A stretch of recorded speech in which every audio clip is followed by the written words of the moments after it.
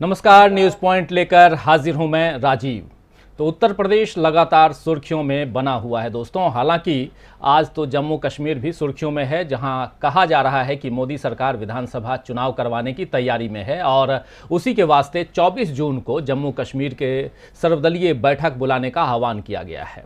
खैर, कश्मीर की बात भी होगी, लेकिन पहले यूपी की बात, जहां योगी आदित्यनाथ पीएम मोदी पर भारी पड़ते हुए दिखाई दे रहे हैं। जी हां, ये इसलिए कहा जा रहा है क्योंकि मोदी के करीबी पूर्व नौकरशाह यानी पूर्व आईएएस अधिकारी और अब यूपी के एमएलसी अरविंद कुमार शर्मा यानी एके शर्मा को उत्तर प्रदेश बीजेपी संगठन का उपाध्यक्ष यानी वाइस प्रेसिडेंट बना दिया गया है। उनके साथ साथ अर्चना मिश्रा और अमित वाल्मीकि को भी महामंत्री बनाया गया है और कहा जा रहा है कि योगी आदित्यनाथ जल्द ही अपने कैबिनेट का विस्तार करने वाले हैं। पीएम मोदी चाहते थे कि योगी आदित्यनाथ एके शर्मा को अपने कैबिनेट में जगह दें और अच्छी पोर्टफोलियो भी दें, यानी गृह या वित्त मंत्रालय के साथ एके शर्मा को कैबिनेट में मोदी देखना चाहते थे। हालांकि पहले उप मुख्यमंत्री यानी डिप्टी सीएम के रूप में भी एके शर्मा का नाम चल रहा था, मगर अब इन तमाम बातों पर, कयासों पर फुल स्टॉप लग गया है। अब एके शर्मा संगठन में उपाध्यक्ष के रूप में बैठाए जा चुके हैं। इस लिहाज से देखा जाए तो योगी आदित्यनाथ ने जतला दिया है कि यूपी में सिर्फ उनकी ही चलेगी, वो किसी की नहीं सुनने वाले। चाहे पीएम मोदी अपने चहेते को कहीं भी देखना चाहें, लेकिन उसे कहां किस कुर्सी पर बैठाना है ये योगी तय करेंगे। इसीलिए अब सबसे बड़ा सवाल ये उठता है कि क्या योगी ने सीधे मोदी को चुनौती देने की ठान ली है? क्या आने वाले चुनाव से पहले यूपी बीजेपी में कई और रूप देखने को मिलेंगे? क्या योगी आदित्यनाथ ने मोदी को सीधी टक्कर देने की ठान ली है? तो कई सवालों के साथ इस चर्चा की शुरुआत करेंगे दोस्तों। और इस वक्त हमारे साथ जुड़े हुए हैं वरिष्ठ पत्रकारों का पैनल जुड़ा हुआ है। आइए सबसे परिचय करवाऊं। वरिष्ठ पत्रकार पुष्परंजन जी हमारे साथ बने हुए हैं, जुड़े हुए हैं। पुष्परंजन जी, आपका स्वागत करता हूं। और हमारे साथ बने हुए हैं अमलेंदु उपाध्याय, हमारे ऑनलाइन एडिटर, और सीधे लखनऊ से वरिष्ठ पत्रकार राजेश श्रीवास्तव जी हमारे साथ बने हुए हैं। राजेश जी, आपका भी स्वागत है। लखनऊ से हैं राजेश जी, और तमाम जो घटनाक्रम है उस पर नज़रें गड़ाए हुए हैं, उनसे चर्चा बहुत ही ज़रूरी है। और साथ साथ दोस्तों, साथियों, शुभचिंतकों, आप सब भी हमारे साथ जो जुड़ गए हैं, जो जुड़ने वाले हैं, आप सबका इस्तकबाल करता हूं, स्वागत करता हूं। और आपको बता दूं कि इस कार्यक्रम को हम आज लगातार 1 घंटे से ज़्यादा तक लेके जाएंगे, क्योंकि पहला घंटा जो हमारा होगा वो इसी चर्चा पर होगा कि क्या मोदी बनाम योगी, या जो हम लिख रहे हैं कि क्या योगी के आगे झुक गए हैं मोदी। तो क्या ऐसा है? इन सब तमाम बातों पर चर्चा हम 1 घंटे तक करेंगे, 7 से 8, और 8 बजे के बाद से आपके सवालों के जवाब जो होंगे वो हम देंगे और उस पर चर्चा होगी, यानी सवाल जवाब, आपके कमेंट्स, आपके सवाल, उन पर बातचीत होगी। तो हमारे साथ बने रहिए लगातार और इस चर्चा में आप भी भाग लीजिए। अभी जो चर्चा हम करने जा रहे हैं उत्तर प्रदेश की चर्चा, और उसमें भी एके शर्मा, और एके शर्मा जो हैं वो बीच में है, लेकिन दोनों साइड अगर देखें तो एक तरफ मोदी हैं और दूसरी तरफ योगी हैं। क्या सचमुच ठन गई है? इन तमाम बातों के साथ साथ सीधे चलेंगे। राजेश जी, आपके पास आना चाहता हूं। आज जो घटनाक्रम हुआ है उसमें क्या कुछ निकल के आया है, क्या कुछ आप देख रहे हैं? लखनऊ में बैठे हुए हैं आप जरा बताइए, विस्तार से बताइए कि क्या कुछ चल रहा है। और अचानक ये बीजेपी जो है संगठन में बदलाव, फेरबदल, और उसमें एके शर्मा को लेकर जाना, क्या अब कैबिनेट के लिए फुल स्टॉप है एके शर्मा का? जी राजीव जी, आपने जो सवाल उठाया है ये बहुत पहले से तय था कि योगी के मंत्रिमंडल का विस्तार नहीं होगा। योगी के मंत्रिमंडल का विस्तार नहीं होना था और हाईकमान का नेतृत्व का दबाव था कि अरविंद कुमार शर्मा को मंत्रिमंडल में लिया जाए। उन्हें गृह और कार्मिक, ये 2 चीजों पर मोदी कैबिनेट योगी जी पर लगातार दबाव बना रही थी। इसी को लेकर के दोनों लोगों में तनातनी का माहौल चल रहा था मुख्यमंत्री के बीच में। इसके लिए आप देखिए, बहुत लंबे समय से, तकरीबन 20 दिनों से उत्तर प्रदेश में एक्सरसाइज चल रही है। ये एक्सरसाइज तब शुरू हुई जब, आपको बता दें कि बीएल संतोष से पहले यहाँ पर संघ के दत्तात्रेय हुजूले आए, उसके बाद यहाँ पर बीएल संतोष को भेजा गया, फिर राधा मोहन सिंह आए। इसके बावजूद जब बात नहीं बनी तो यहाँ से फिर उन्हें ले जा करके फिर केंद्र से मुख्यमंत्री को बुलाया गया और मुख्यमंत्री वहां पर गए। मुख्यमंत्री ने बैठक किया और बैठक करने के बाद जब वहां से वापस लेकर के आए तो मुख्यमंत्री ने एक चीज बिल्कुल साफ कर दी कि वो अपने मंत्रिमंडल में कतई इनको अरविंद शर्मा को नहीं बनाने जा रहे हैं। जब ये बात साफ हो गई और अरविंद शर्मा के वहां से आने के बाद, मुख्यमंत्री के वहां दिल्ली से लौटने के बाद, इसीलिए संदीप बंसल को और भारतीय जनता पार्टी के प्रदेश अध्यक्ष स्वतंत्र देव सिंह को, दोनों को बुलाया गया और वहां पर एक रणनीति बनाई गई कि चुनाव का समय, चूंकि अब 6 महीने का समय बचा हुआ है, ऐसे में मुख्यमंत्री से या संगठन से किसी तरह का ऐसा स्थिति में नहीं है भारतीय जनता पार्टी का केंद्रीय नेतृत्व कि सीधे सीधे कोई बगावत की जाए या कोई विद्रोह किया जाए या कोई ऐसा परिवर्तन किया जाए जिसका चुनाव पर असर पड़े।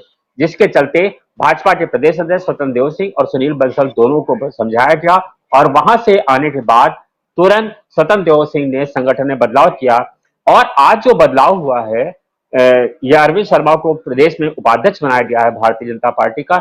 इसका भी कोई मतलब नहीं है। मैं आपको बताऊं, अगर आज उत्तर प्रदेश में कहा जाए कि आए थे हरिभजन को और ओटन लगे कपास, तो शायद बिल्कुल सही होगा अरविंद शर्मा के ऊपर, क्योंकि अरविंद शर्मा कुछ और करने के लिए आए थे। अरविंद शर्मा रिटायर्ड आईएएस नहीं थे जिस तरह से दूसरे लोगों को समायोजित किया जाता है। अरविंद शर्मा, आपको बता दें, 2 साल अभी उनकी सर्विस का बाकी था। अरविंद शर्मा को पीएमओ में जाना था, प्रिंसिपल सेक्रेटरी होते तो शायद देश में उनकी हैसियत होती, प्रधानमंत्री पीएमओ में होते, लेकिन उन्हें उत्तर प्रदेश भेजा गया। आपको अगर समय हो तो मैं थोड़ा सा आपको पीछे ले जाना चाहूंगा। राजीव जी, क्या मैं कुछ और बातें बता सकता हूं? बिल्कुल बिल्कुल। राजीव जी, इसके अरविंद शर्मा को लाने के पीछे जहां से राज्य शुरू, वो मैं आपको बताना चाहता हूं। करीब 1.5 साल पुराना वक्त याद करिए, आपको उस घटनाक्रम को अच्छी तरह से, आप बड़े एडिटर हैं, ध्यान रखते हैं चीजों को। 1.5 साल पहले उत्तर प्रदेश में एक सर्वे कराया गया था। उत्तर प्रदेश में सर्वे कराया गया था, तब चीजों को जो हाथ में चीजें आई उसमें कहा गया था कि योगी आदित्यनाथ अपने कैबिनेट की नहीं सुनते हैं। योगी आदित्यनाथ अफसरशाही को लेकर के जिस तरह से अफसरशाही के करीब हैं और अफसरशाही पे ही पूरा विश्वास करते हैं, अपने विधायकों मंत्रियों को नहीं सुन रहे हैं, इसको लेकर के जो रिपोर्ट जारी की गई थी, जिसको इस रिपोर्ट की आज जब ये केंद्रीय नेतृत्व को सौंपी गई, तब वहां पर इस बात को लेकर के चिंता व्यक्त की गई और ये कहा गया कि जो है चुनाव में होगा, किस तरह की स्थितियां होंगी, चुनाव में भारतीय जनता पार्टी के हाथ से उत्तर प्रदेश जा सकता है। तब जो है अरविंद शर्मा को, आपको याद होगा, ये करीब 1 साल से एक्सरसाइज चल रही, उसके बाद अरविंद शर्मा को यह तय किया गया कि यहां पर आ जाएंगे। लेकिन केंद्रीय नेतृत्व ने थोड़ी सी चूक कर दी, क्योंकि केंद्रीय नेतृत्व को मालूम था कि प्रधानमंत्री का ऑरा ऐसा है, प्रधानमंत्री का कद ऐसा है कि वो जो चाहेंगे वो बना लेंगे। प्रधानमंत्री नरेंद्र मोदी, आपको याद होगा कि राष्ट्रपति रामनाथ कोविंद, जो आदमी प्रधानमंत्री के शपथ ग्रहण में जाने का पास मांग रहा हो उसे राष्ट्रपति बना दिया जाएगा, ये किसे मालूम था? जो फागू सिंह चौहान उत्तर प्रदेश के मंत्री थे और उन्हें एक काम कराना था और वो शासन में गलियारों में इधर उधर बैठते थे कि हमारा करा दिया जाए, उनका वो काम नहीं हो पा रहा था, तभी उनका फोन आ गया और उन्हें राज्यपाल बना दिया गया। ऐसे एक नहीं दर्जनों उदाहरण हैं। त्रिवेंद्र सिंह रावत को बना दिया गया। यानी कि मुख्य प्रधानमंत्री का उतना बड़ा ऑरा है, जो जादुई करिश्मा है, उनका आभा मंडल वो था, वो जिसके सर पे हाथ रख देते थे वो बन जाता था, जो चाहते थे वही बन जाता था। लेकिन अब आज जो अरविंद शर्मा को प्रदेश में उपाध्यक्ष बनाया गया है, वो ये साफ कर रहा है कि प्रदेश प्रधानमंत्री नरेंद्र मोदी के आभा मंडल में कमी आई है, उनका आभा मंडल कमजोर हुआ है। जो भारतीय जनता पार्टी में प्रधानमंत्री नरेंद्र मोदी का सिक्का चलता था वो अब नहीं चल पा रहा है। जिस एक आदमी को वो योगी कैबिनेट में शामिल नहीं करा पाए, डिप्टी सीएम की बात थी, फिर उसके बाद कहा गया कि मंत्रिमंडल में आ जाएंगे, फिर कहा गया गृह मिल जाएगा, फिर गृह पर नहीं बात बनी तो फिर कहा गया चलिए अच्छा कार्मिक ही दे दीजिए, कार्मिक की भी बात नहीं बनी, फिर उन्हें संगठन में समायोजित कर दिया गया। और आप बताइए कि संगठन में जो उन्हें दिया गया है वो क्या है? कहा जाए तो उन्हें पैदल कर दिया गया है, क्योंकि भारतीय जनता पार्टी में प्रदेश में आपको मालूम होगा कि 16 उपाध्यक्ष पहले से हैं। अरविंद शर्मा 17वें उपाध्यक्ष बन के गए हैं। ऐसे में क्या करेंगे, ये एक बड़ा सवाल है। निश्चित रूप से अरविंद शर्मा ये बनने के लिए नहीं आए थे जो उन्हें बनाया गया है, यानी वो जिस तरह के जो उन्हें आश्वासन देके भेजा गया था, जिस आश्वासन के बाद उन्होंने वीआरएस लिया था, उन्हें वीआरएस दिलाया गया था ये कह के कि उन्हें पीएमओ में प्रिंसिपल सेक्रेटरी बनाया जाएगा, वहां से फिर उन्हें उत्तर प्रदेश बनाया गया, ये बताया गया कि आपको उत्तर प्रदेश का डिप्टी सीएम बनना है। उत्तर प्रदेश एक ऐसा जिला है जहां पूरे देश का आदमी आने के लिए लालायित रहता है, क्योंकि उत्तर प्रदेश का अपना एक ग्लैमर है, उत्तर प्रदेश की अपनी एक सियासत है, यहां से जाकर के लोग प्रधानमंत्री और राष्ट्रपति तक होते हैं। तो ऐसे में अरविंद शर्मा को लगा कि उत्तर प्रदेश का अगर मैं डिप्टी सीएम हो जाऊंगा तो निश्चित रूप से बड़ी उपलब्धि होगी। इसी के चलते उन्होंने वीआरएस लिया। लेकिन आज अरविंद शर्मा को जहां लाके खड़ा कर दिया गया है, उन्हें कहना नहीं चाहिए लेकिन अतिशयोक्ति होगी, लेकिन उन्हें कौड़ी का 3 कर दिया गया है। जी, तो सही आपने कहा कि गए थे हरि भजन को ओटन लगे कपास। लेकिन एके शर्मा के बारे में बहुत कुछ बता चुके हैं राजेश श्रीवास्तव जी, लेकिन आपको थोड़ा एक छोटा सा पैकेज दिखाना चाहता हूं, बताना चाहता हूं। हालांकि कई सारे दोस्त, जब आज से लगभग 20-25 दिन पहले हम लोग एके शर्मा पे एक कार्यक्रम कर रहे थे इसी न्यूज पॉइंट में, तो हमने बताया था, दिखाया भी था एक छोटी सी डॉक्यूमेंट्री नुमा कि आखिर कौन है एके शर्मा।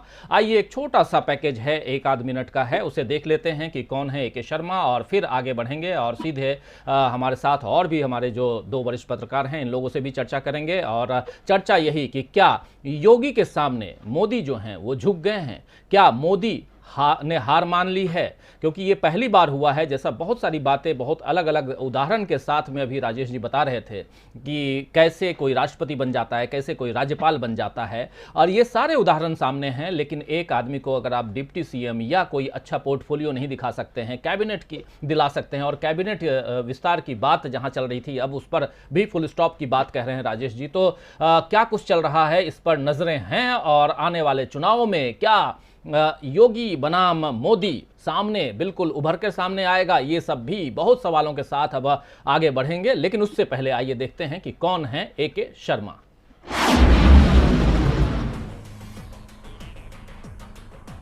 अरविंद कुमार शर्मा 1988 बैच के गुजरात काडर के आईएएस अधिकारी हैं, लेकिन मूलतः रहने वाले हैं यूपी के मऊ के। गांव के स्कूल से प्राथमिक पढ़ाई करने के बाद उन्होंने डीएवी इंटर कॉलेज से पढ़ाई की, फिर इलाहाबाद यूनिवर्सिटी से ग्रेजुएशन और पोस्ट ग्रेजुएशन किया, यहीं से पीएचडी भी की। उसके बाद यूपीएससी के लिए चुने गए।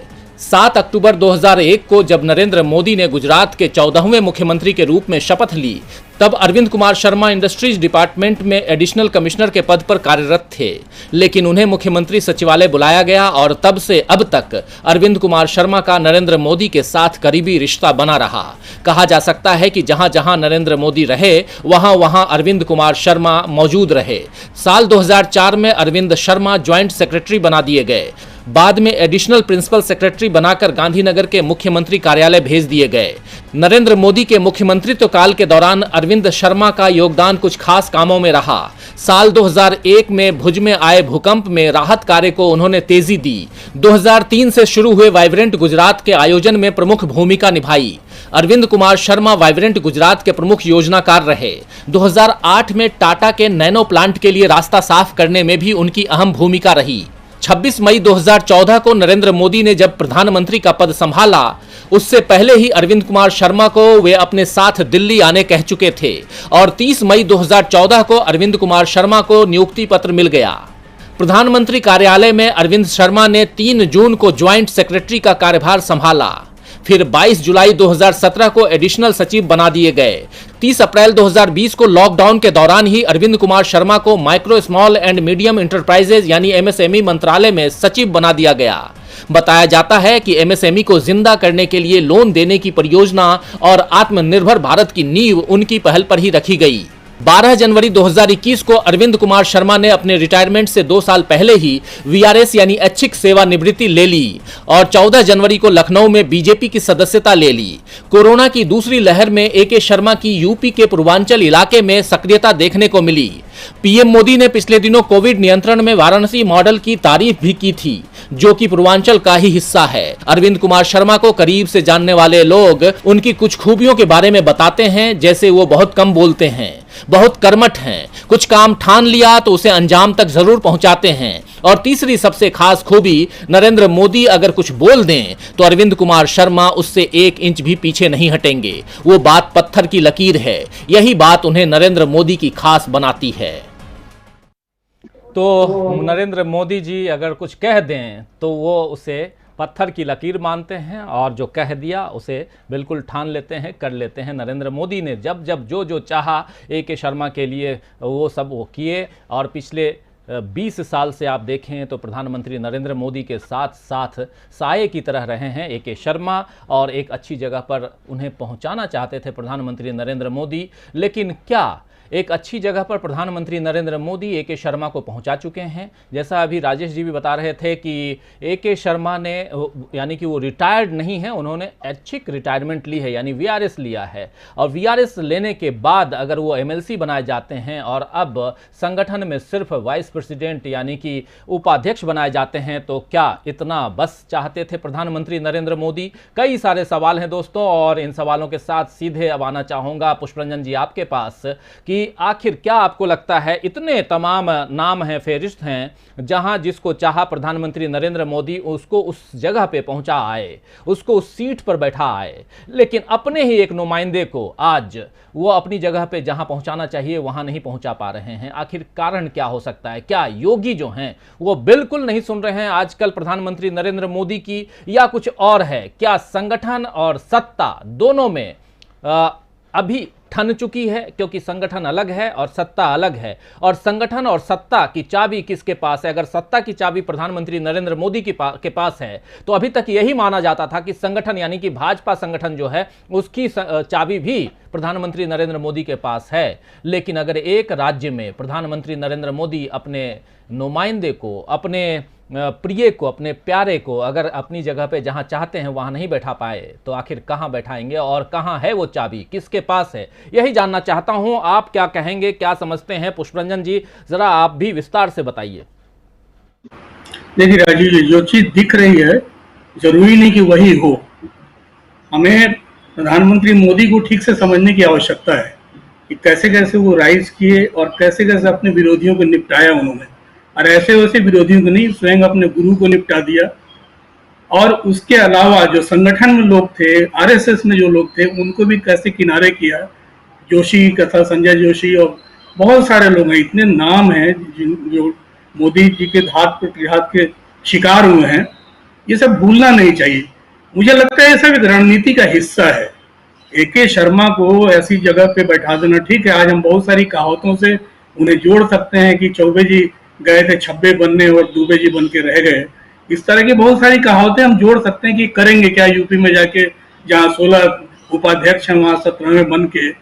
लेकिन एक ब्यूरोक्रेट जिसका जो स्वभावतः चुप रहने वाला ब्यूरोक्रेट, और जो रणनीतिकार भी रहा है, पीएमओ में भी जब तक इनको कोऑर्डिनेट करता रहा, गुजरात में भी जब तक कोऑर्डिनेट करता रहा, वो बहुत बड़ा जो ग्लोबल समिट करा सकता है गुजरात में, नैनो बुला सकता है गुजरात में, उसके बहुत काम करने के तरीके अलग होंगे।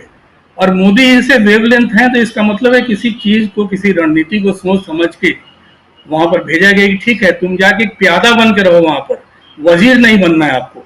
और प्यादा से वजीर को मारना है, ये तरीका भी मोदी को आता है, वो ढूंढते हैं।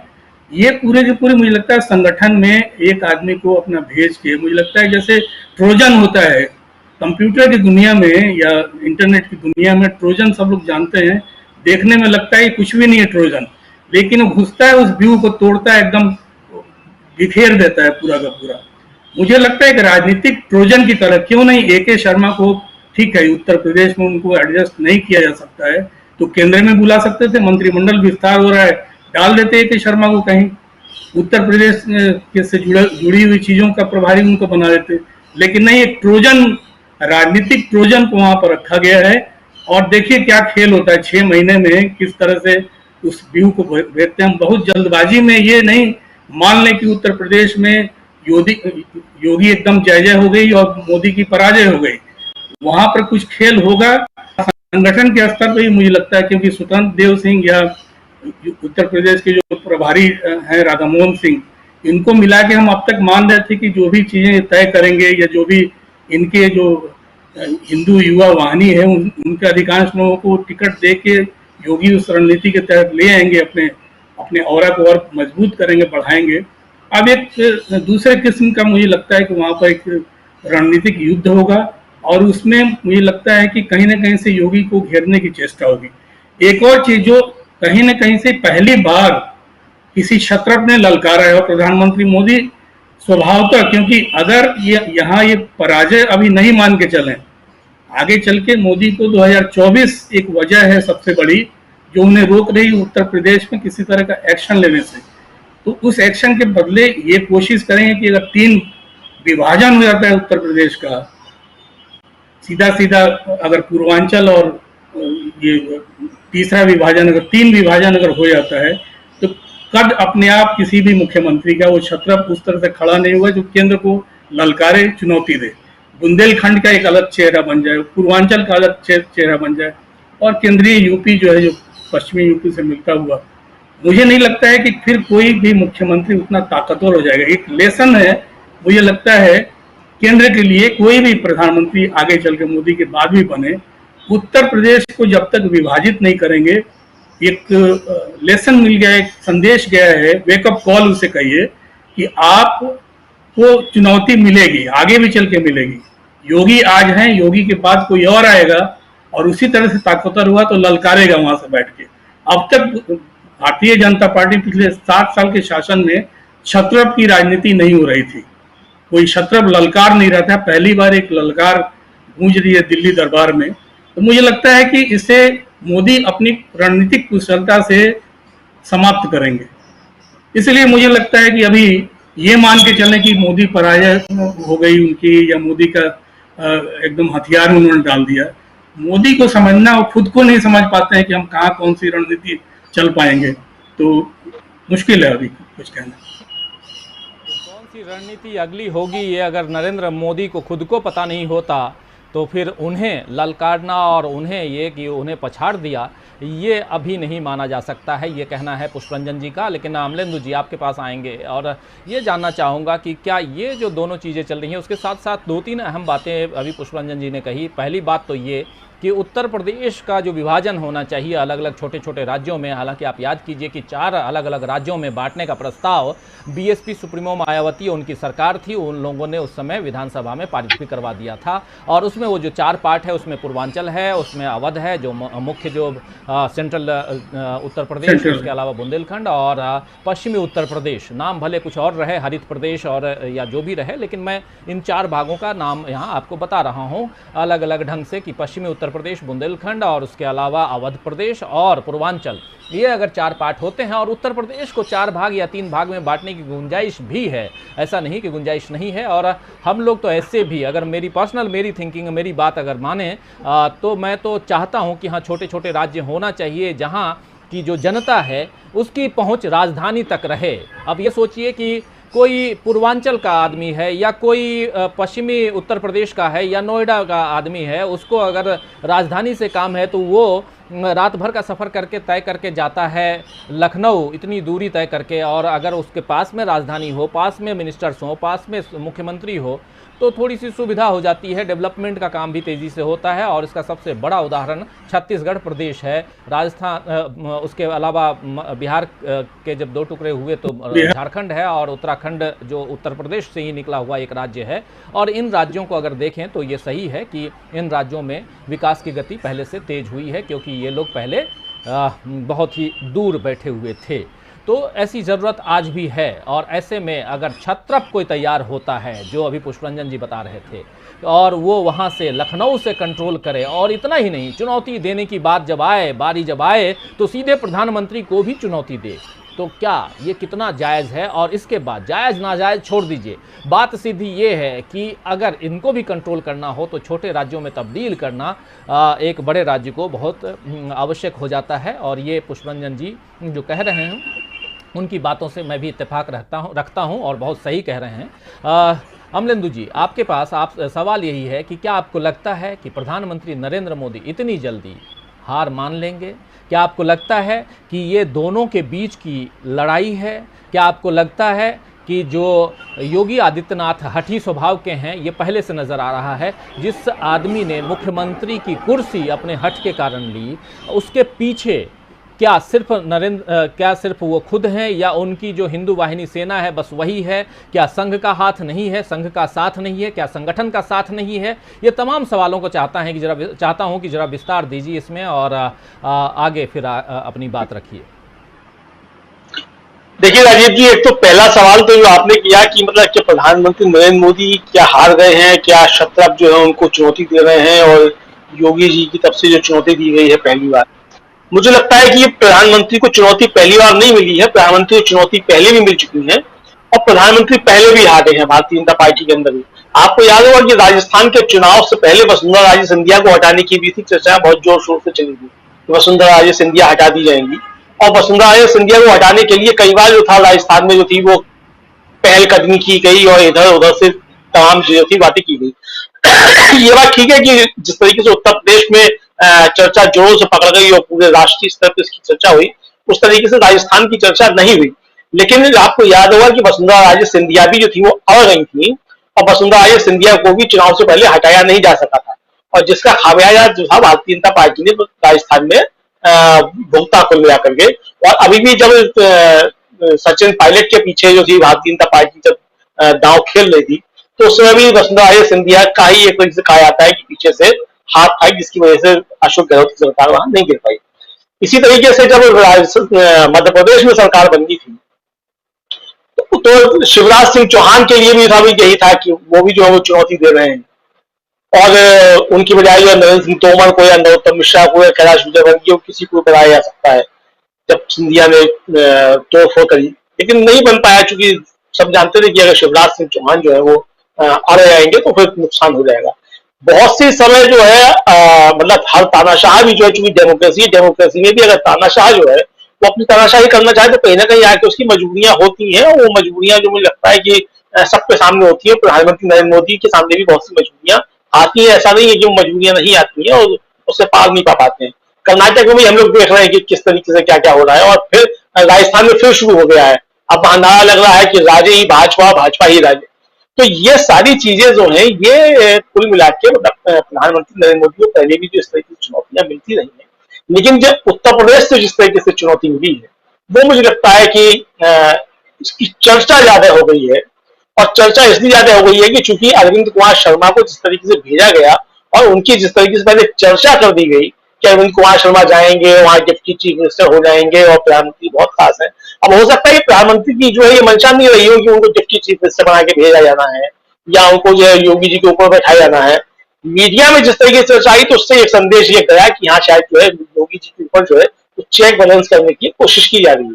मुझे लगता है कि हो सकता है कि मीडिया की वजह से ही जो है ये मामला इतना तूल पकड़ गया हो और ये चीज जो है वो इतनी ज्यादा बढ़ करके आप सामने आ गई हो। अब जहां तक ये सवाल है कि क्या प्रधानमंत्री जो है वो इसमें हार मान चुके, मैं पुष्पेंद्र जी की भी इस बात से बिल्कुल 100% सहमत हूं कि प्रधानमंत्री हार मानने वालों को नहीं है, और मुझे लगता है हार मानना भी नहीं चाहिए। इसका खमियाजा अगर ये सही है, मतलब मैं अगर जोड़ रहा हूं, अगर ये सही है कि योगी जी और मोदी जी के बीच में कहीं कुछ चल रहा है, मनमुटाव है, और योगी जी ने इस तरीके से जो अरविंद कुमार शर्मा को एक तरीके से कहा है कि बेइज्जत कर दिया है, या अरविंद कुमार शर्मा की बेइज्जती नहीं, प्रधानमंत्री की अगर बेइज्जती है, तो मुझे लगता है कि इसके परिणाम जो योगी जी को आगे जो है वो भुगतने पड़ सकते हैं। जो प्रधानमंत्री का जो स्वभाव है उसको देखते हुए, और केंद्र के पास बहुत से अधिकार प्राप्त होते हैं। चुनाव नजदीक है तो हो सकता है चुनाव में से पहले छेड़ना नहीं चाह रहे हैं, उसके बाद से बहुत सी चीजें होंगी, वो सब चीजें हो सकती हैं कुल मिलाकर के। लेकिन जहां तक सवाल यह है कि अगर प्रधानमंत्री मुझे लगता है कि अगर अरविंद कुमार शर्मा को लेकर के इतने ज्यादा सीरियस थे, जिस तरीके की चर्चाएं हैं कि बहुत सीरियस थे और उनको इस तरीके से किया था, तो फिर लगता है कि खेल हो गया है वास्तव में अरविंद कुमार शर्मा के साथ में, और ये फिर खेल योगी जी ने फिर प्रधानमंत्री ने किया है। लेकिन मुझे लगता है कि प्रधानमंत्री अगर इस अरविंद कुमार शर्मा को इतना ही ज्यादा चाहते हैं, और जैसे ही चर्चाएं चाहते भी है, मतलब जाहिर है, तो मुझे लगता है कि कल को अरविंद कुमार शर्मा को उत्तर प्रदेश का राज्यपाल बना के भी भेजा जा सकता है। जब फागू चौहान राज्यपाल बनाए जा सकते हैं तो अरविंद कुमार शर्मा भी उत्तर प्रदेश के राज्यपाल बना के भेजे जा सकते हैं। कुछ भी हो सकता है बल्कि इसमें। और मान लीजिए अगर चुनाव से पहले बना के भेज दिया गया अरविंद कुमार शर्मा को राज्यपाल, तब योगी जी क्या करेंगे? अगर ये योगी वर्सेस मोदी है तो, मतलब ये कहना चाहता हूं, अगर ये मोदी वर्सेस योगी है और अरविंद कुमार शर्मा को राज्यपाल बना के भेज दिया गया, तब योगी जी क्या करेंगे? तो बहुत सी चीजें हैं कि जो अभी उठा पटक चलती रहेगी, और ये सब चीजें जो है वो चलती रहेंगी। जहां तक उत्तर प्रदेश को तोड़ने का सवाल है कि योगी जी से बदला लेने के लिए उत्तर प्रदेश को तोड़ा जाएगा, मुझे नहीं लगता है कि भारतीय जनता पार्टी या प्रधानमंत्री नरेंद्र मोदी इस तरह की कोई गलती करेंगे। और उसका बहुत साफ सा कारण है कि जिस तरीके से उत्तर प्रदेश को तोड़ने की बात की जाएगी, तो बुंदेलखंड में भी भाजपा को कुछ मिलने वाला नहीं है। मध्य जो उत्तर प्रदेश होगा उसमें तो कुछ भारतीय जनता पार्टी को हासिल हो सकता है, समाजवादी पार्टी का जबरदस्त नुकसान होगा, और सबसे ज्यादा फायदा जो बहुजन समाज पार्टी और कांग्रेस का होगा अगर ये उत्तर प्रदेश जो है 4 टुकड़ों में या 3 टुकड़ों में विभाजित होता है, जिस तरीके की चर्चाएं हैं और मायावती की सरकार में जिस तरीके से प्रस्ताव पास हो गया था, इसमें जो सबसे बड़ा रोड़ा मुझे लगता है जो होगा उत्तर प्रदेश को विभाजित करने में, वो पश्चिमी उत्तर प्रदेश होगा, जिसका हरित प्रदेश नाम दे लीजिए, कुछ भी नाम दे लीजिए। क्योंकि यहाँ की जो डेमोग्राफी है और जिस तरीके से यहाँ की जातीय संरचना और धार्मिक संरचना है, उसमें मुझे लगता है भारतीय जनता पार्टी के लिए जो है बहुत बड़ी समस्या पैदा हो जाएगी। क्योंकि जो पश्चिमी उत्तर प्रदेश के जिन जिलों को मिलाकर के नया राज्य बनाने की बात की जा रही है, उनमें कई जिले ऐसे हैं जहां 30% से लेकर के 50% तक मुस्लिम आबादी है। और अगर एक चंद वोट के ऊपर देखा जाएगा तो इस पश्चिमी उत्तर प्रदेश में सबसे ज्यादा वोट बैंक जो है वो मुस्लिम्स का हो जाएगा। ऐसे में भारतीय जनता पार्टी जो है वो मुझे नहीं लगता है कि ये चाहेगी कि यहाँ जो है कोई नया समीकरण कोई पैदा हो। इसलिए उत्तर प्रदेश भारतीय जनता पार्टी को नहीं तोड़ेगी, कम से कम दूसरा कोई सरकार आए वो उसको भले ही तोड़ दे। वैसे मुझे लगता है कि उत्तर प्रदेश को तोड़ा जाना जो है वो कम से कम उत्तर प्रदेश के हित में नहीं है। अंग्रेजों के समय से यूनाइटेड प्रोविंस जो है वो चला आ रहा है और आज भी उत्तर प्रदेश है। अगर आप भारत की पहचान की अगर बात करेंगे तो मुझे लगता है कि भारत की पहचान जो है वो उत्तर प्रदेश से है। आप देखिए, बिहार के लोगों को बिहारी कह दिया जाता है, गुजरात के लोगों को गुजराती कह दिया जाता है, बंगाल के लोगों को बंगाली कह दिया जाता है, तमिल वालों को मद्रासी कह दिया जाता है, केरला वालों को केरलाइट कह दिया जाता है। उत्तर प्रदेश वाले जो है यही हिंदुस्तानी बचते हैं कुल मिलाकर के। तो उत्तर प्रदेश का विभाजन मुझे लगता है कि ये जो है हिंदुस्तान का विभाजन हो जाएगा। और मुझे नहीं लगता है कि कोई भी समझदार सरकार जो है वो बंग विभाजन की तरीके से उत्तर प्रदेश का विभाजन करेगी। मुझे लगता है कि नहीं करना चाहिए। इसलिए नहीं करना चाहिए कि उत्तर प्रदेश की एक पहचान जो है वो संयुक्त उत्तर प्रदेश की पहचान है और एक बड़ा संतुलित है कि लखनऊ बीच में है, राजधानी। अगर आप छोटे प्रदेशों के विकास की अगर बात करें तो हम लोग देख रहे हैं कि विकास के नाम पे किस तरीके से विनाश हो रहा है। छत्तीसगढ़ में भी विकास के नाम पे जिस तरीके से दमन और अत्याचार हो रहा है वो हम लोगों के सबके सामने है। वो चाहे कांग्रेस की सरकार रही हो और चाहे भारतीय जनता पार्टी की सरकार रही हो। झारखंड में हम लोग देख चुके हैं कि 12-13 साल के अंदर कितने मुख्यमंत्री बदले गए। उत्तराखंड में हम देख चुके हैं कि आज तक जो है राजधानी तय नहीं हो पाई है, मुख्यमंत्री कितने बदल चुके हैं। तो ये छोटे राज्य अच्छी चीज है, छोटे राज्य होने चाहिए, छोटे राज्यों का अपने अपना एक महत्व है। लेकिन अगर इसके आधार पे होगा कि इतनी दूरी है तो मुझे लगता है मध्य प्रदेश के फिर 10 से 12 टुकड़े करने पड़ जाएंगे। क्योंकि आज भी मध्य प्रदेश मुझे लगता है कि शायद क्षेत्रफल के हिसाब से बहुत बड़ा राज्य है, उत्तर प्रदेश से बड़ा है कुल मिलाकर के। तो जहां तक मुझे लगता है कि उत्तर प्रदेश को विभाजन करने का सिर्फ योगी जी से बदला लेने के लिए अगर ऐसा करना है तो योगी जी से बदला लेना बहुत आसान है। मतलब केंद्र सरकार को कुछ नहीं करना है। योगी जी अगर अपने हाथ पे आ जाते हैं, मठ को चले भी जाते हैं, चले जाए, कोई दिक्कत नहीं है। केंद्र सरकार के पास बहुत सारे अख्तियारात होते हैं और जिस तरीके से राज्य सरकार ने तमाम राजनेताओं पे से मुकदमे वापस दिए हैं, दूसरी सरकार आके उन मुकदमों को फिर से अगर कायम कर देगी तो हिसाब बराबर हो जाएगा। मतलब हमारे उत्तर प्रदेश के राजनेता जो है वो इतने ज्यादा मुकदमों में फंसे हुए हैं, सबके ऊपर जो इतने तरीके के आपराधिक मुकदमे हैं और सब जो है मतलब अभी देखिए, अभी कल परसों ही चर्चा हो रही थी कि जो हमारे उत्तर प्रदेश के डिप्टी चीफ मिनिस्टर हैं उनको शायद फर्जी चंदा रसीद के मामले में जमानत मिली है अभी हाई कोर्ट से। अब पता नहीं कितना सच है ये, मैं तो सोशल मीडिया पे ही देख रहा था कि ये चर्चा थी कि एक डिप्टी चीफ मिनिस्टर जो है उनको फर्जी चंदा रसीद के मामले में जो है वो जमानत मिली। तो जब इस तरीके के लोगों के अपने काम होंगे तो केंद्र सरकार के हाथ में मुझे लगता है ये बहुत छोटा सा भी मामला है और एक शिकायत पे जो किसी को भी ठीक किया जा सकता है, फिर चाहे सत्ता पक्ष का हो चाहे विपक्ष का हो। अब आप देख रहे हैं उत्तर प्रदेश के अंदर विपक्षी लोग जो है वो किस तरीके से 4.5 साल से घरों के अंदर कैद है। मतलब सिर्फ सेंटर का एक डर तो है कि सीबीआई का एक दरोगा आकर के हड़का देगा और 4.5 से हमारे विपक्ष के सबसे बड़े नेता जो घर से नहीं निकल रहे हैं। तो ये डर है, एक तरीके से सेंटर का डर है। मुझे लगता है कि मोदी जी राजनीतिक तौर पर कमजोर हो सकता है, हुए हो, वो भी रह सकता है। और बंगाल चुनाव के बाद खासतौर से कमजोरी आई है और जो साफ तौर पर दिखने लगी है। लेकिन भारतीय जनता पार्टी और आरएसएस के सामने भी अभी भी मुझे लगता है कि मजबूरी है कि 2024 तक जो मोदी जी को बर्दाश्त किया जाना है। हालांकि जिस तरीके की चर्चाएं हैं और जो मेरा भी अपना आकलन है कि योगी जी जो है वो सिर्फ अपने बल पे जो इतना नहीं ऐठ रहे हैं, अगर योगी वर्सेस मोदी कुछ है तो मुझे लगता है कि योगी जी जो है वो सिर्फ अपने हट के बल पे और मठ के बल पे जो है वो हट और मठ नहीं है, सिर्फ उसके पीछे में नागपुर भी निश्चित तौर पर कुछ ना कुछ है। क्योंकि नागपुर को जिस तरीके से प्रधानमंत्री नरेंद्र मोदी ने पिछले 7 सालों में एक तरीके से किनारे किया, भले ही उनका एजेंडा चला रहे हैं, एजेंडा नागपुर का ही चल रहा है, नागपुर के लोगों को शंट जरूर किया है प्रधानमंत्री ने, ये भी निश्चित तौर पर देखने वाली चीज है। क्योंकि वो लोग सरकार में काम होते रहते हैं, अपने खाने कमाने की सब चीजें होती रहती हैं, लेकिन जिस तरीके से अटल बिहारी वाजपेयी की सरकार में संघ का दबदबा होता था मुझे नहीं लगता है कि उस तरीके का दबदबा जो है नरेंद्र मोदी जी की सरकार में है। हाँ, कॉर्पोरेट्स का दबदबा जो है यहाँ वो साफ दिखाई पड़ता है। तो बहुत सी सारी चीजें मुझे लगता है कि आगे आने वाले समय में और भी बहुत सी चीजें स्पष्ट होंगी। फिलहाल अभी ये कहा जा सकता है कि अगर योगी वर्सेस मोदी है तो पहला राउंड योगी जी का है, दूसरा राउंड मोदी जी किस तरीके से देखेंगे ये आने वाला समय बताएगा, जो कि चुनाव से पहले भी हो सकता है, चुनाव के बाद भी हो सकता है। जी हाँ जी, बिल्कुल बिल्कुल, बहुत सारी बातें आपने रखी हैं और बहुत तमाम बातों पे भी चर्चा हम करेंगे। लेकिन दोस्तों, उससे पहले आप लोगों को बता दूं कि इस कार्यक्रम के बाद हम सीधे चर्चा करेंगे आपके सवालों पे, आपके विचारों पे, इसलिए आप हमारे साथ बने रहिए और ज़्यादा से ज़्यादा लोग जुड़िए ताकि आपके सवाल, आपके विचार हम ले पाएँ और उस पर चर्चा कर पाएँ। लेकिन इस वक्त चर्चा हम कर रहे हैं ए.के. शर्मा के कारण। क्या योगी और मोदी आमने सामने आ गए हैं?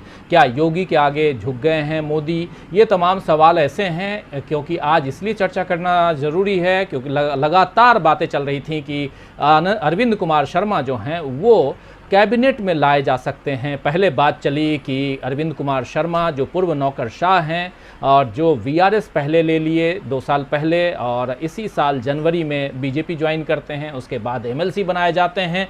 और आप देखिए कि तमाम ऐसे लोग, एक और भी नौकरशाह थे और जो आज विदेश मंत्री बने हुए हैं। तो जिसको मोदी जी लाना चाहें, जहां लाना चाहें, जहां बैठाना चाहें, उन्होंने बैठाया। उसके लिए उन्होंने ये नहीं देखा कि बहुत ऐसे लोग हैं जो पूरी की पूरी ज़िंदगी लगा दी जिसने अपने संगठन में और एक कार्यकर्ता के रूप में बीजेपी में। और इसी का एक दूसरा परिणाम, दुष्परिणाम कह सकते हैं बीजेपी के लिए, कि वो दिखाई दे रहा है इन दिनों पश्चिम बंगाल में, जहाँ बाहर से आयातित लोग जो थे उन्हें टिकट दे दिया गया। जो आयातित यानी कि दूसरे दलों से आए हुए लोग, उनको ज़्यादा तवज्जो दी गई और उसके बाद में आज वही लोग वापस टीएमसी में जाने के लिए लालायित हैं। वही लोग टीएमसी में जा रहे हैं, गंगा जल छिड़क के अपनी मतलब शुद्धिकरण कर रहे हैं। ये तमाम खबरें आ रही हैं और उन खबरों के आधार पे बीजेपी को अगर देखें तो कहीं ना कहीं पटखनी मिलती हुई दिखाई दे रही है पश्चिम बंगाल में। लेकिन क्या वो पटखनी यहाँ पर भी मिलती हुई दिखाई देगी? और दूसरी बात, एक तो ये तो दूसरी जगह से ला रहे हैं, लेकिन आप अपने ही किसी बहुत नज़दीकी को, जिसे आप बहुत भरोसेमंद मानते हैं, आईएएस ऑफिसर को अगर पहले वीआरएस दिलवाते हैं, ये तो ऐसा तो है नहीं कि ए.के. शर्मा जी अपनी मर्जी से वीआरएस ले लिए होंगे। अगर अपनी मर्जी से लेते तो फिर बीजेपी ज्वाइन क्यों करते, और बीजेपी ज्वाइन करने के बाद वो एमएलसी क्यों बनते? एमएलसी भी बन गए, उसके बाद में वो प्रधानमंत्री के संसदीय क्षेत्र में काम क्यों करते? हालांकि मऊ से आते हैं, लेकिन बनारस में वो लगातार लगे रहे। और दूसरी लहर जो अभी आई थी कोरोना की, उस लहर में उन्होंने काफ़ी काम किया ऑन बिहाफ ऑफ प्रधानमंत्री नरेंद्र मोदी। तो ये तमाम बातें थी और इसके साथ साथ ये कहा जा रहा था कि उनको एक अच्छा बंगला मिलना है वहाँ लखनऊ में। उसके बाद ये भी कहा जाता था कि एक अच्छी जगह, पोर्टफोलियो जो है अच्छी, चाहे वो डिप्टी सीएम की हो, चाहे वो गृह मंत्रालय की हो, चाहे वो कार्मिक मंत्रालय की हो, वो मिलना है, या वित्त मंत्रालय का हो। तो ये तमाम बातें अगर उठी हैं तो क्या प्रधानमंत्री नरेंद्र मोदी के नहीं चाहते हुए ऐसी बातें उठी होंगी? ऐसा नहीं है। लेकिन एक सवाल और भी है, जो अमलेंदु उपाध्याय जी की बात जो है वो रिमार्केबल है कि अगर प्रधानमंत्री चाहें तो ए.के. शर्मा को राज्यपाल बना सकते हैं और ए.के. शर्मा को योगी आदित्यनाथ के ऊपर बैठा सकते हैं उत्तर प्रदेश के राज्यपाल के रूप में। और इसकी ज़रूरत भी है अभी। एक राज्यपाल क्यों नहीं बना सकते हैं? कई सारे राज्यपालों की अभी नियुक्तियां होनी है, यहाँ से वहाँ ट्रांसफ़र कीजिए और एक राज्यपाल आप वहाँ बैठा दीजिए। आप दिखा दीजिए कि आप में कितनी ताकत है और योगी आदित्यनाथ में कितनी ताकत है। और जब भी चाहें, और ऐसे तो ये सही है कि सत्ता की चाबी इस वक्त, देश की सत्ता की चाबी इस वक्त प्रधानमंत्री नरेंद्र मोदी के इर्द गिर्द है, उनके हाथ में है।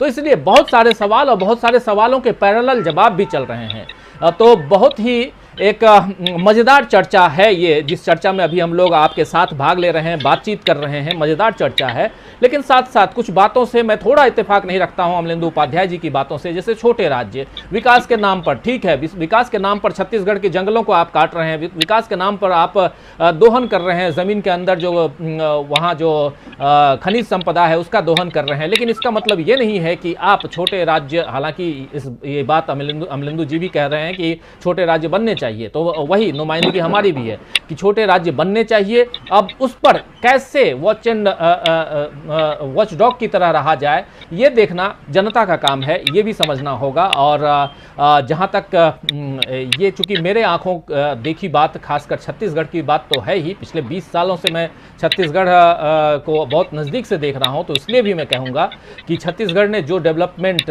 वहाँ हुआ है, जो डेवलपमेंट छत्तीसगढ़ ने देखा है, वो डेवलपमेंट उससे पहले छत्तीसगढ़ ने नहीं देखा होगा। और इस आधार पर छोटे राज्यों में राज्यों को बांटना चाहिए, तब्दील करना चाहिए। उससे डिसेंट्रलाइजेशन जो होता है, जो विकेंद्रीकरण, सत्ता का विकेंद्रीकरण, उसकी ज़रूरत है। और अगर ऐसा रहे कि उत्तर प्रदेश आज 4 राज्यों में या 3 राज्यों में बंट जाए, तो जो केंद्र में बैठी हुई सरकार है उसके लिए भी, और जो राज्यों में अलग अलग राज्यों की सरकारें हैं उसके लिए भी, दोनों के लिए इतना तो रहेगा कि सबकी चाबी अलग अलग जगहों पे अलग अलग जनता के हाथ में होगी और कोई एक अपनी मनमानी नहीं करेगा। खैर, इन बातों पे डिबेट, चर्चा हो सकती है, वाद विवाद, मतभेद, ये सब कुछ हो सकता है। और आप हमारे साथी जो भी सुन रहे हैं, आप लोग भी बातों से इत्तेफाक रख सकते हैं, नहीं रख सकते हैं, बहुत सारी बातें हो सकती हैं। लेकिन सवाल यहाँ यही है कि नरेंद्र मोदी चाहें तो क्या कुछ नहीं कर सकते हैं, लेकिन इस वक्त क्यों नहीं कर रहे हैं। बहुत सारे सवाल अभी आ रहे थे, और चूंकि राजेश श्रीवास्तव जी सीधे लखनऊ से जुड़े हुए हैं, बहुत नज़दीक से सब कुछ देख रहे हैं, सत्ता भी देख रहे हैं, संगठन भी देख रहे हैं। सत्ता में यानी कि उत्तर प्रदेश की सत्ता में क्या कुछ चल रहा है, योगी आदित्यनाथ के इर्द गिर्द क्या चल रहा है, लेकिन क्या योगी आदित्यनाथ संगठन में भी उतने ही मजबूत हैं जितने मजबूत एक सीएम के रूप में सत्ता पर आसीन होते हुए हैं? ये सवाल, इस सवाल के साथ राजेश जी आपके पास आना चाहूँगा। और अगर ये मजबूती है तो इसका मतलब है कि उन्होंने पूरे उत्तर प्रदेश को अपने कब्जे में ले रखा है, क्या कहेंगे? और उसके अलावा क्या योगी आदित्यनाथ को नागपुर का भी यानी संघ का भी उतना ही समर्थन है जितना कि वहाँ उनकी हिंदू वाहिनी सेना का है? उनकी ही अपनी हिंदू वाहिनी सेना है, जरा बताइए विस्तार से। राजीव जी, इस पर सवाल उठाने का प्रश्न ही नहीं उठता है कि नागपुर का समर्थन उन्हें है या नहीं है। नागपुर का समर्थन 100% उनके साथ है। उनका समर्थन हिंदू हिंदू युवा वाहिनी को नहीं है, लेकिन मुख्यमंत्री योगी आदित्यनाथ को है। संघ का हिंदू युवा वाहिनी से कोई लेना देना नहीं है, लेकिन यह है कि मुख्यमंत्री के तौर पर संघ उनके साथ हर समय 24 आवर्स 7 डेज खड़ा हुआ है। दूसरी बात आपको बता दूं, जैसा हमारे पैनलिस्ट, हमारे साथी, वरिष्ठ साथी पुष्परंजन जी और अमलेंदु जी बता रहे थे कि प्रधानमंत्री चाहे तो उन्हें राज्यपाल बना दें, प्रधानमंत्री चाहे तो उन्हें संगठन बना दें। मैं 2-3 चीजें पूछना चाहता हूं कि ये बताइए कि अगर पहली बात तो अभी राज्यपाल की अभी टेन्योर नहीं खत्म हुआ है, तो राज्यपाल का नियुक्ति अभी फिलहाल, हालांकि केंद्र के हाथ में कभी भी ट्रांसफर कर सकती है, लेकिन अभी फिलहाल उत्तर प्रदेश में जो राज्यपाल बैठी हुई हैं, यानी आनंदीबेन पटेल की बात करें, वो उनके ऊपर नरेंद्र मोदी का विश्वास अरविंद शर्मा से शायद कहीं ज्यादा है। आपको याद होगा जब नरेंद्र मोदी गुजरात के मुख्यमंत्री का पद छोड़ करके आए थे, तो इन्हीं आनंदीबेन पटेल को गुजरात का मुख्यमंत्री बनाया गया था। बहुत विश्वास के साथ उन्हें यहाँ भेजा गया। आपको मालूम होना चाहिए कि उत्तर प्रदेश के राज्यपाल और मुख्यमंत्री के बीच में जब वो आई, तमाम सारे सवाल यहाँ उठाए गए थे कि अब मुख्यमंत्री के लिए दिक्कतें होंगी, और ऐसा नहीं है कि आसान रहा। राज्यपाल के तौर पर कुछ चीजें उन्होंने खड़ी की समस्याओं को लेकर के, लेकिन मुख्यमंत्री ने सब चीजें मैनेज किया। और आज बहुत चीजें ऐसी हैं जिनको मैं नहीं बोल सकता हूं, लेकिन आज की डेट में राज्यपाल अपनी जगह पर स्थिर हैं और आनंदीबेन और मुख्यमंत्री अपनी जगह पर हैं। और राज्यपाल सीधे मुख्यमंत्री से नहीं, कई मंत्रियों को बुला करके वो सीधे रिपोर्ट लेती हैं और सीधे रिपोर्ट केंद्रीय नेतृत्व को भेजती हैं। यानी कि एक बात तो ये बिल्कुल साफ है कि राज्यपाल के तौर पर आनंदीबेन पटेल प्रधानमंत्री का, पीएमओ का, नरेंद्र मोदी का, तीनों का पूरा वर्चस्व उन्हें प्राप्त है, पूरा आशीर्वाद उन्हें प्राप्त है और पूरा विश्वास उन्हें प्राप्त है, और वो एक तरह से पीएमओ के रूप में ही यहाँ पर काम कर रही है। दूसरी बात आपको बता दूं कि आप कह रहे हैं संगठन में उनका क्या स्थिति। संगठन में अगर जो है, संगठन में उनका अगर नेतृत्व नहीं प्राप्त होता, मुख्यमंत्री को पूरा विश्वास नहीं प्राप्त होता, तो आज उत्तर प्रदेश के में जो संगठन में बदलाव हुआ है उसकी आप छवि देख लीजिए। उसकी आप छवि देखेंगे तो साफ साफ है कि जो मुख्यमंत्री योगी आदित्यनाथ चाहते हैं वही होता है। मुख्यमंत्री योगी आदित्यनाथ ने जब स्वीकृति दी तभी उन्हें संगठन में शामिल किया गया। मैं इससे आपको एक चीज और ले जाना चाहता हूं, उत्तर प्रदेश में सब कुछ बहुत अच्छा नहीं चल रहा है। अगर आप संगठन और सरकार के, मैं छोटा सा उदाहरण देना चाहूंगा पिछले 3 दिनों से उत्तर प्रदेश के प्रदेश भाजपा अध्यक्ष स्वतंत्र देव सिंह और उत्तर प्रदेश के प्रभारी राधा मोहन सिंह दोनों ने यही कहा है कि उत्तर प्रदेश का अगला चुनाव हम मुख्यमंत्री योगी आदित्यनाथ के रूप से के नेतृत्व में लड़ेंगे। लेकिन जब यह सवाल केशव मौर्य से पूछा गया और मैंने खुद कल उनसे पूछा तो उन्होंने यही कहा कि अगला मुख्यमंत्री कौन होगा या किसके नेतृत्व में हम चुनाव लड़ेंगे, ये हमारा काम नहीं तय करना है, ना प्रदेश अध्यक्ष तय करता है, ना मैं तय करता हूं, ये केंद्रीय नेतृत्व तय करता है। यानी कि एक शख्स उत्तर प्रदेश में ऐसा है, डिप्टी सीएम केशव मौर्य, जो ये नहीं बोल रहे हैं कि हम अगला चुनाव उत्तर प्रदेश का मुख्यमंत्री योगी आदित्यनाथ के रूप में लड़ेंगे। एक बात और आपको साफ कर दूं कि जब अब उत्तर प्रदेश का मुख्यमंत्री योगी आदित्यनाथ प्रधानमंत्री से बैठक कर रहे थे, जेपी नड्डा से बैठक कर रहे थे, अमित शाह के साथ बैठक उन्होंने किया और बाद में राष्ट्रपति से भी मिलने गए, तब एक बात इन्होंने केंद्रीय नेतृत्व को श्योर कर दी है कि उत्तर प्रदेश का चुनाव वो जितवा कर देंगे। ये बिल्कुल आपको बता दूं, बिल्कुल नितांत है, लेकिन यह उन्होंने आश्वासन दिया है कि हम अपने भरोसे लड़ेंगे और उत्तर प्रदेश आपको देंगे और 300 से ज्यादा सीटें हम जीतकर आपको देंगे। अगर उत्तर प्रदेश में कोई बदलाव, फिलहाल मैंने जैसा पहले भी कहा अभी भी कह रहा हूं, उत्तर प्रदेश में कोई बदलाव नहीं होगा। ये बात दूसरी है, प्रधानमंत्री ताकतवर है, प्रधानमंत्री बहुत मजबूत है, कुछ भी कर सकते हैं, लेकिन आज की डेट में वो उत्तर प्रदेश में अभी फिलहाल ऐसा कुछ भी बदलाव करने की स्थिति में नहीं है। न राज्यपाल बदलने जा रहा है, ना ही संगठन में कोई बदलाव होगा, कैबिनेट का विस्तार नहीं होगा, जैसा हमने पहले भी बताया था। 21 और 22 यानी कि सोमवार को और मंगलवार 2 दिन बीएल संतोष यहाँ फिर रहने आ रहे हैं और 2 दिन में वो संगठन की समीक्षा करेंगे, फिर से सरकार के साथ बातचीत करेंगे। और अगर आज जिस तरह की स्थितियां हुई हैं, अगर ये स्थिति पहले अरविंद शर्मा कर लेते तो शायद स्थिति बहुत अच्छी होती। आज एक और घटनाक्रम हुआ है, उत्तर प्रदेश के जो कांग्रेस के नेता हैं जितेंद्र प्रसाद यानी कांग्रेस के जेपी, जो भारतीय जनता पार्टी में शामिल हुए हैं, आज उन्होंने उत्तर प्रदेश आते ही सबसे पहली मुलाकात मुख्यमंत्री योगी आदित्यनाथ से की। लेकिन आप बताएं, अरविंद शर्मा जब आए तो वो मुख्यमंत्री से मिलने जा सकते थे, लेकिन उन्होंने अरविंद शर्मा ने मुख्यमंत्री से मुलाकात नहीं की। अरविंद शर्मा को लग रहा था कि वो इतने पावर में हैं कि उन्हें राज्यसभा आते आते राज्यसभा मिल गया है, एमएलसी बना दिए गए हैं। ऐसी स्थिति में उन्हें मुख्यमंत्री के पास जाने की जरूरत क्या है, मुख्यमंत्री उन्हें खुद रिपोर्ट करेंगे सुबह शाम। तो जो ऑरा बना के किसी का भेजता है, जब वो ऑरा टूटता है तो उसका ऑरा नहीं टूटता है, बल्कि जो भेज रहा है उसका ऑरा टूटता है।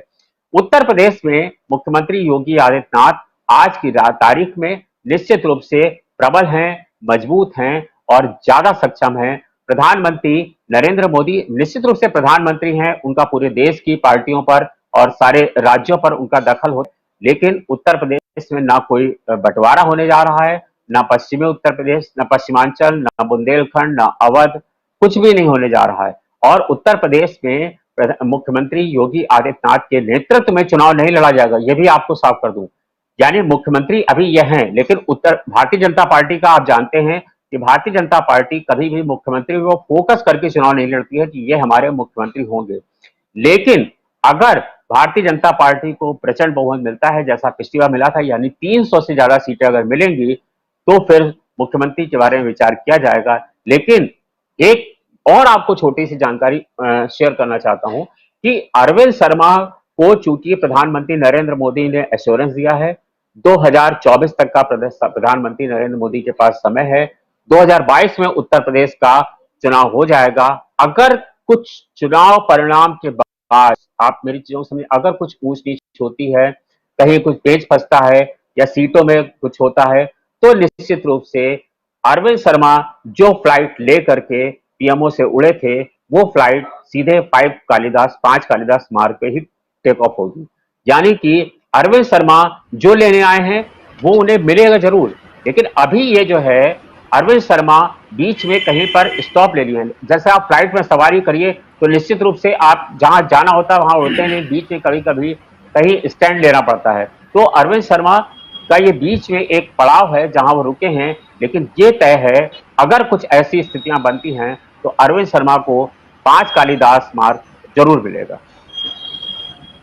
बहुत सारी बातें आपने अंदर की बातें बताई और खासकर 300 सीट, 300 से कम सीटें और उसके बाद आगे क्या कुछ हो सकता है। अरविंद शर्मा जो हैं वो क्या मुख्यमंत्री की कुर्सी तक पहुंच सकते हैं, ये तमाम बातें जो हैं अभी तो आने वाले समय में, वो भी 8 महीने बाद जब उत्तर प्रदेश में चुनाव होगा तब पता चलेगा कि क्या योगी आदित्यनाथ अपनी छवि को बरकरार रखते हुए, एंटी इनकम्बेंसी फैक्टर को किनारे करते हुए, और ख़ासकर जबकि किसानों का आंदोलन पश्चिमी उत्तर प्रदेश में चल रहा है, पूर्वी उत्तर प्रदेश और जो मध्य उत्तर प्रदेश है, अवध का पार्ट है, यहाँ भी नाराज़गी है, और साथ साथ सपा और बसपा में अपनी दूसरी लड़ाई चल रही है। बसपा के काफ़ी लोग सपा को ज्वाइन कर रहे हैं, बहुत कुछ है। बहुत सारी पार्टियां जो विपक्षी दल है अपने अपने अंदाज में काम कर रहे हैं, ये लोग अपनी तैयारियां कर रहे हैं। ऐसे में बीजेपी जो है वो क्या कुछ करेगी आगे आने वाला समय बताएगा। लेकिन एक इम्पॉर्टेंट बात जो कह रहे हैं अभी राजेश जी की, ये जो चुनाव है, आगामी चुनाव, विधानसभा चुनाव उत्तर प्रदेश का, वो योगी आदित्यनाथ की लीडरशिप में नहीं लड़ा जाएगा, ये बहुत बड़ी बात बता रहे हैं। और हालांकि आप याद कीजिए कि अभी असम का जो चुनाव हुआ, उस चुनाव में भी सर्बानंद सोनोवाल वहां के मुख्यमंत्री उस वक्त थे, लेकिन उनके नेतृत्व में चुनाव नहीं लड़ा गया और बाद में हिमंता बिस्वा शर्मा जो हैं वो मुख्यमंत्री बनाए गए। क्या असम की जो राजनीति है भाजपा वो दोहराएगी आने वाले वक्त में? यहाँ पे उत्तर प्रदेश में ये भी देखना होगा, लेकिन उससे पहले उसके लिए भाजपा को अपनी सरकार फिर से बनानी होगी, यानी कि सत्ता पर फिर से कब्जा करना होगा। तो क्या भाजपा दोबारा सत्ता पर काबिज होगी? ये भी बहुत बड़ा सवाल है। इन सवालों के अलावा कई और भी सवाल हैं जिस पर चर्चा करेंगे। और पुष्परंजन जी, आपके पास आना चाहूँगा। जब हम ए.के. शर्मा की बात कर रहे हैं, प्रधानमंत्री नरेंद्र मोदी की बात कर रहे हैं, नरेंद्र मोदी का अपना तरीका है चुनाव लड़ने का भी और सत्ता पर काबिज रहने का, और साथ साथ सत्ता को चलाने का, मतलब सरकार को चलाने का।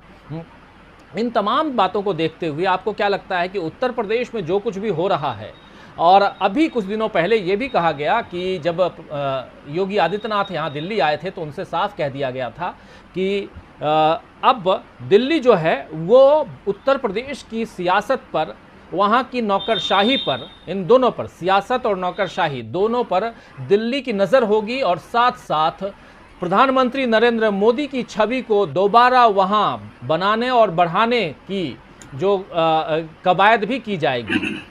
और इसके साथ साथ जब ये दो बातें हुई हैं, जो खबरों के अनुसार बता रहा हूँ, सूत्रों के अनुसार बता रहा हूँ कि यहाँ जब योगी आदित्यनाथ आए थे तब ये बात कही गई योगी आदित्यनाथ से कि सियासत और नौकरशाही दोनों पर दिल्ली की नज़र है, नज़रें रहेंगी। और साथ साथ उत्तर प्रदेश में चूंकि अब चुनाव है, इसीलिए उत्तर प्रदेश में प्रधानमंत्री नरेंद्र मोदी की छवि को गढ़ने, बनाने, आगे बढ़ाने में भी उसकी कवायद की जाएगी। और लेकिन मुख्यमंत्री योगी आदित्यनाथ बने रहेंगे, यानी कि आप मुख्यमंत्री बने रहिए, आपके ऊपर नजरें रहेंगी।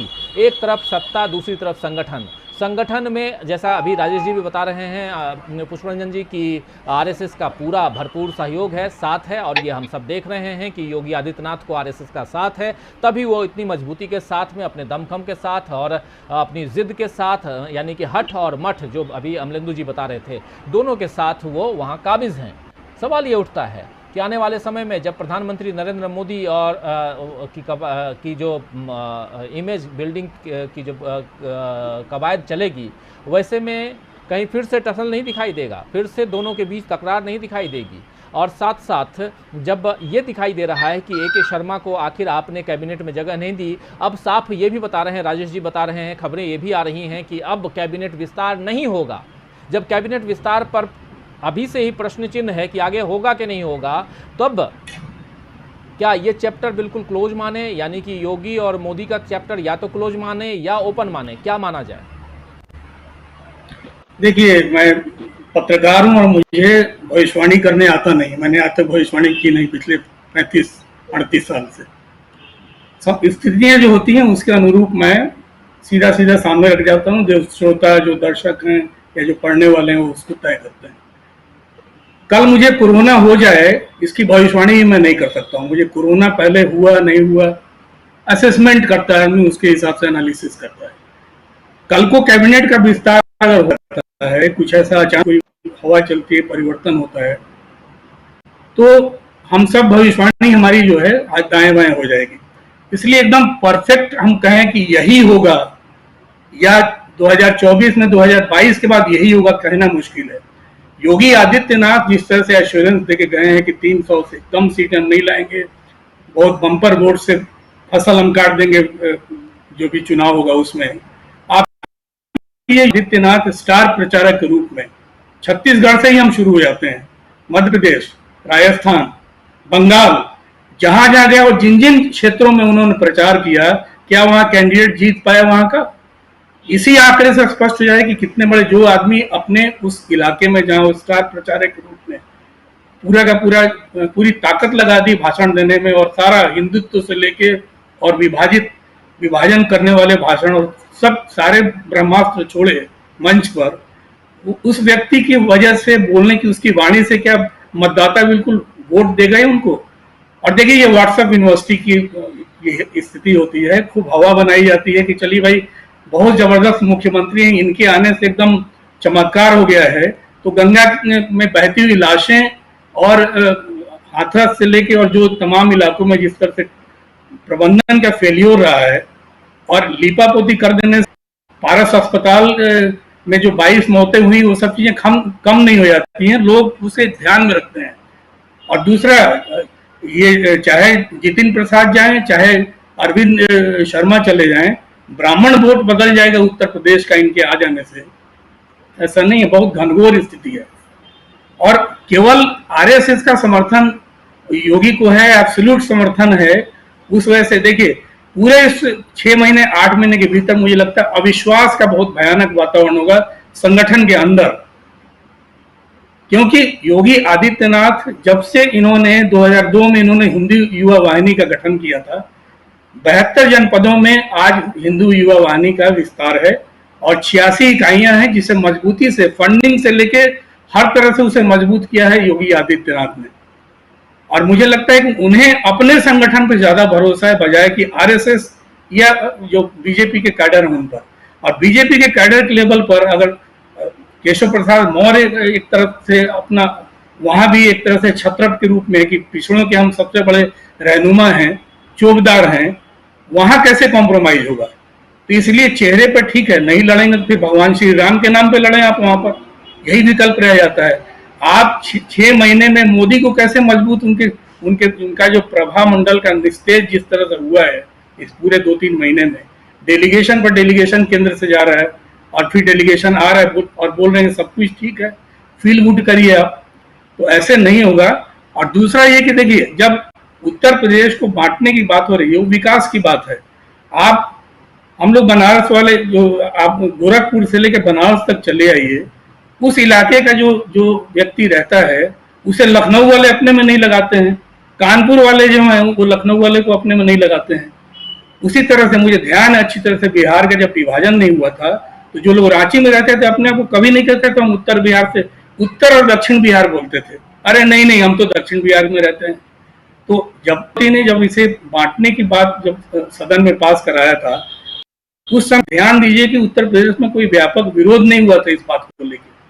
अमलेंदु जी थोड़ा इमोशनल हो गए थे या हो जाते हैं कि उत्तर प्रदेश का विभाजन नहीं होना चाहिए, लेकिन बात इमोशन की बात है शासन की, कि एक डेवलपमेंट हो, एक इंफ्रास्ट्रक्चर आ जाए, ये उस उद्देश्य से हमें सोचना चाहिए। हम एक जर्नलिस्ट हैं, हमें इमोशन से नहीं लेके हमें उन चीजों को उस मापदंड पे आना चाहिए कि क्या जो आप कह रहे थे कि छत्तीसगढ़ का जिस तरह से विकास हुआ है, आप देख लिए जो दक्षिण बिहार कहा जाता था, रांची से लेके और पूरा जो वो इलाका है, कितना डेवलपमेंट हुआ, कितनी इंडस्ट्री वहां पर आई है।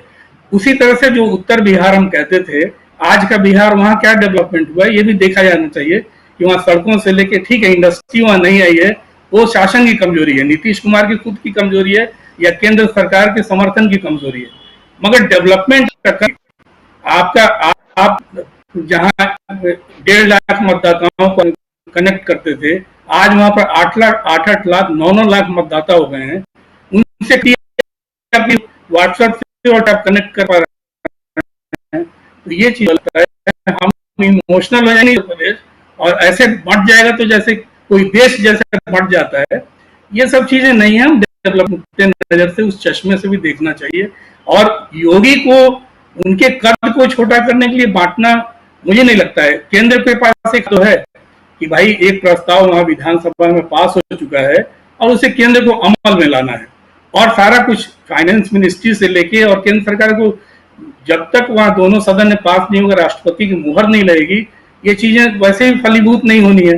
तो हम एकदम उसे लेके कि योगी से स्कोर सेटल करना है, ये बात नहीं है। लेकिन इस पूरे, मुझे लगता है कि पिछले आने वाले जो 5-6 महीने होंगे उसमें संगठन के स्तर पे बहुत अविश्वास का वातावरण होगा, और योगी चाहेंगे कि मजबूती से उनका अपना जो युवा वाहिनी है, वहां के जो कार्यकर्ता हैं, उनको आगे बढ़ाने, उनको मजबूत करने की चेष्टा होगी। और मुझे लगता है कि